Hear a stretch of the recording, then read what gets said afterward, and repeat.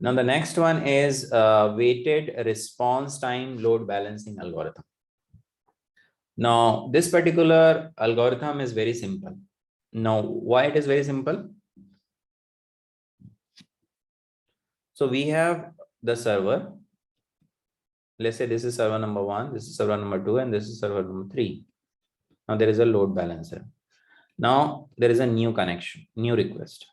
When new request is coming, load balancer will, what it will do is it will ask the server.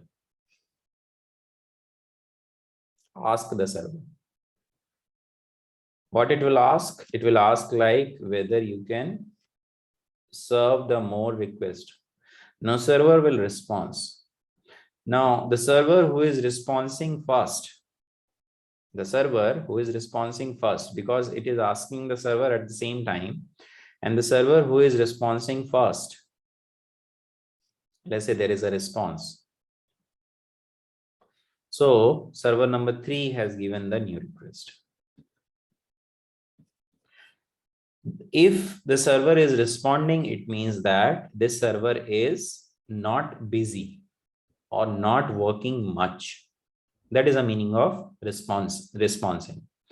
All the server will respond, but the server who is responding first, it means that the server is underloaded and it is not working with more number of requests. So load balancer will assign the request to that particular server who have requested early, right? This method uses the response information from the server health check to determine the server that is responding fast at a particular time.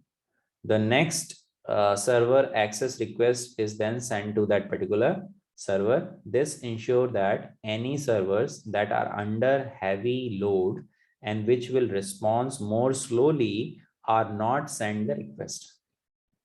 This allows the load to evenly out the available server pool over time, right?